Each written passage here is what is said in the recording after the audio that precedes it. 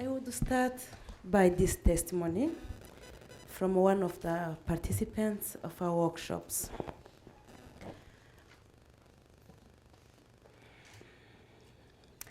I witnessed horrible things beyond my imagination. My brother was taken by the LRA and killed by machetes. The images of the parts of his body are always in my mind. When I sleep, it comes back, and there I lose sleep, joy, and appetite. I have many other family members who were kidnapped by the LRA, and the big sorrow is that it feels as if they will come back one day. It's difficult. It is. I never imagined that I would have peace of mind despite that bitter experience. In my whole life, I lost the reason to live. Life had no sense to me. But with this session, I'm healed without swallowing medicine.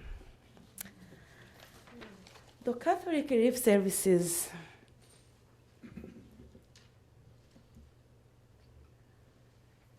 received funds from the USAID for this project called Secured, Empowered, Connected Communities. And the objective was to enable cohesive, self-directed, and connected communities to avoid or to reduce exposure to threats associated with the presence of the armed groups and the ongoing conflict in areas most vulnerable to attack by the LRA. LRA stands for Rose Resistance Army. And one of the immediate results is targeted communities participate in the reintegration of trauma survivors and victims of the LRA. Last year in May, before May, Bridget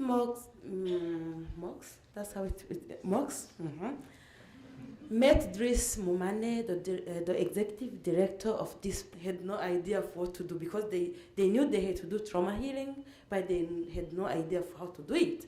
And then Bridget said, I have an idea. I have friends, I have Quakers who have the experience of in this work. And then she connected Dries to David Zaremka, who is among us here. And myself and one facilitator from Rwanda and another pastor, Quaker pastor from Burundi, we were all Quakers. We went in Central African Republic. It was May 2014. So we did basic workshops. We did training of trainers, and the work continued. Central Africa is experiencing two contexts.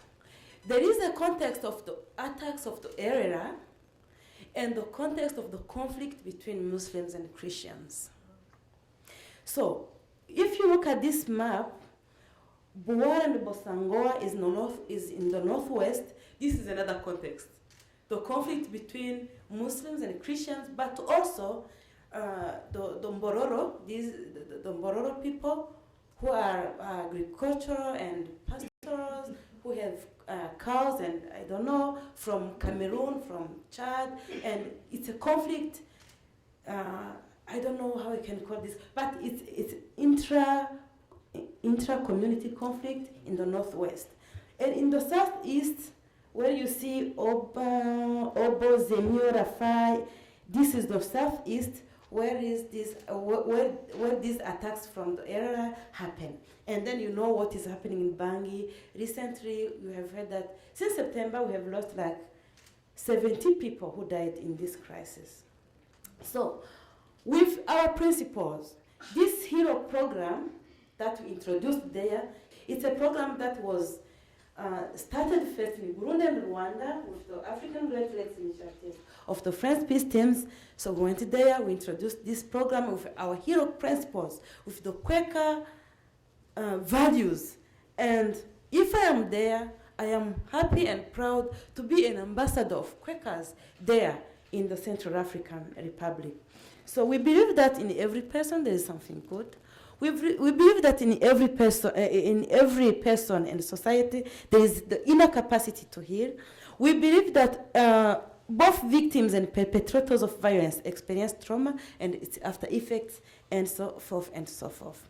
I cannot, spend much time on this. I know you are aware of this, but let me tell you that we have been there and doing the work with the HEROC methodology. All we do is to adapt this methodology developed in Rwanda and Burundi to the context of Central Africa, the Central African Republic.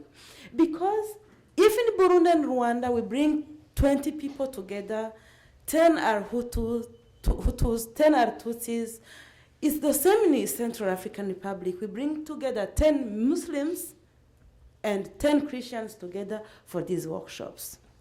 And people discuss what is trauma, what are the causes of trauma, what are the symptoms of trauma, what are the consequences of trauma as to the individual level and to the community level. And we come to see that what is happening in the Central African Republic, as I said before, with these attacks of the area, when you are there, you can sense the grief. We have many victims of these attacks. We have people who have been kidnapped and women who have been raped. We have children who have been born from those rape. We have orphans. We have widows. You can sense the grief. We have refugees. When you are there, you see that there is need of healing. So we bring them together in these workshops, and we have a time to discuss the general understanding of trauma, but also the first day is committed to the general understanding of trauma. The second day is a day of sharing what have been our experiences, and we listen to one another. In these workshops, we have families we have families which host victims of trauma. They need to know how to behave in front of the victims. They need to know how to help people who have been who are the victims of these attacks. And they share. The second day they share. They learn about listening skills, and then share the experiences. We also come back to the anger management, because when traumatic anger is not well managed, it will lead to endless violences, cycle of violences. And we discuss on how to manage constructively, because there are many ways of managing anger, but what are the constructive ways, depending on the context in which we are, how to manage anger. The third day of our workshop focuses on trust building.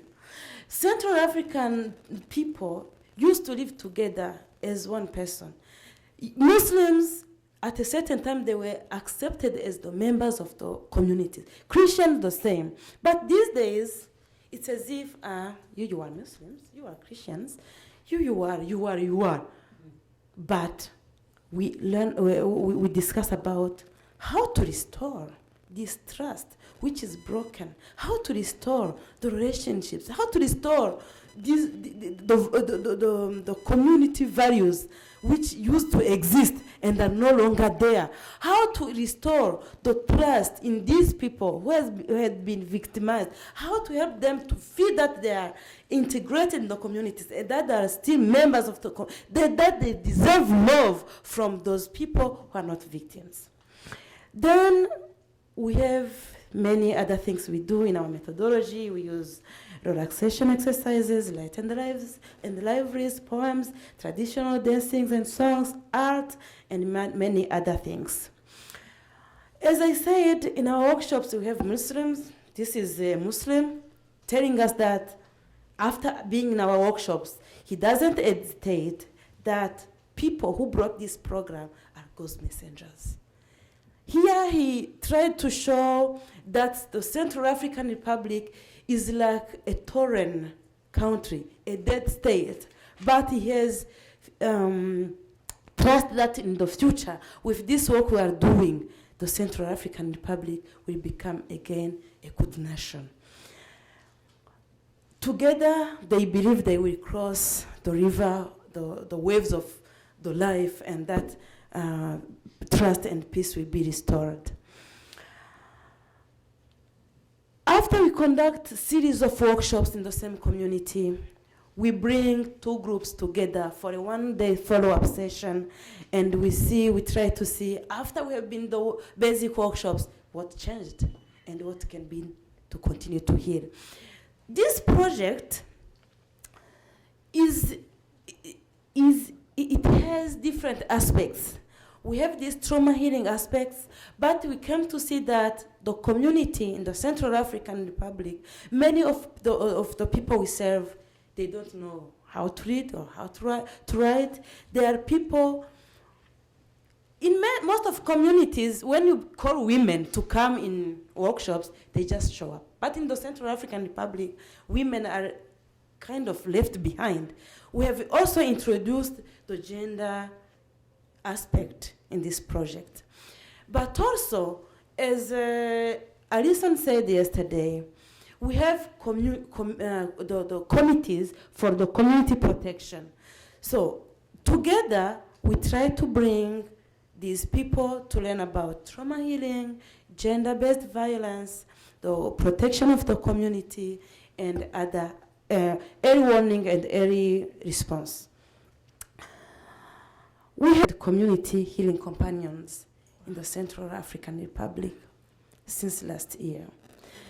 In Bangui, we have trained 19 journalists of Internews, and among these 100 community healing companions who conduct basic workshops and who are there to do a follow-up of healing, we have religious leaders such as priests, pastors, imams, representative of women's association or youth associations, because we don't go to impose, you people come. The people in the communities know if these people come to be trained, we know, we trust them, they will do a good job. So we have 100 of them who are doing workshops. And now we have reached more than 1,000 people who have attended basic workshops in the Central African Republic. There I don't mention the DRC because we are doing this project in the Central African Republic, but also in the Oriental province of DRC. And in DRC we have trained 70 healing companions, and they have reached 370 something. This methodology is a simple one, but transformative. We create the space of trust and understanding where people, who some are victims, others are perpetrators, feel comfortable. We create an atmosphere of understanding where they can stay together for 3 days. It's not always easy because for the first day, you can see Muslims sitting like this, Christian sitting like this, but with this methodology, very simple, they come to get mixed and sit together and share and talk about what can be done together, all the components of the society together. There is a big need, and I remember one of the governor, she's in red. She said every Central African has been affected by trauma. And they're like, since we existed, it's the first time to see a methodology like that. That's why even after conducting these workshops, the first idea was that it was a partnership between CRS and UGLI. And we were supposed to go there and do just basic workshops and the TOT and go back. But after they loved the work we did, they said, now we need you as a full-time worker to stay with us. And I'm there since February 2015. But even though I'm there as a full-time for CRS, I know that I'm there as an ambassador of France. So all that you are contributing, all that your voice is making these changes. We have many challenges on ground. The communities in the Central African Republic are distant from one another, and there is no infrastructures. When we go from this community to another one, let's say from Obo to Zemio, I have to take a plane, UNAS, United Nations Air Services. There's no infrastructure, there is insecurity. I was telling my friends this evening that 2 weeks ago, one of our community facilitator was kidnapped by the LRA. 3 days later, he was killed. So, but, however, we have to do the work. That's why we wish to organize and more workshops, because we have seen as many people as possible participate in these workshops, the impact will be great. We wish to train members of the government, officials, and we have submitted a proposal to USAID called GDA, the Global Development Alliance. We trained and in social cohesion, trauma healing, and we hope to start as soon as possible. And we hope to have a network of healers. We want to have a structure. We don't want to, after we leave, it's all. We want that after we leave, something will stay. And in CRS, they believe that this community-based trauma healing is a foundation for the social cohesion that we are about to work on in Bangui. I have many testimonies to share. I have this brochure. You can have copies. They are not enough, but I can give as we can print more. But also, I have this Peaceways newsletter from Ugly. It has also many of the testimonies from Burundi, Kenya, Rwanda, Central African Republic, because it was written after with some of the reports from the Central African Republic. You can read more about our work and need more information. We can talk a bit more, and if you have questions, I know we will ask more, but we thank friends. We thank partners, we thank donors, we thank USA, we thank the US government for the support. And if I can take 1 more minute, only one, or 2. Hey, come on, where is did you open the pictures document? No, anyway, I know many questions will come and I will answer to the questions, but thank you so much for your support. Thank you for your voice. I know every report from the community has these words: thank you for the support and you are God's messengers. And I feel honored but also humble, because if I read only these reports, I say, how other friends can know that this is happening, this is being said, so it was a great opportunity for me to be here to tell you that things are happening, changes are happening because of what you're supporting, your support that you're bringing. So thank you for inviting me, thank you for having me, thank you to FCNL, thanks. May God bless you.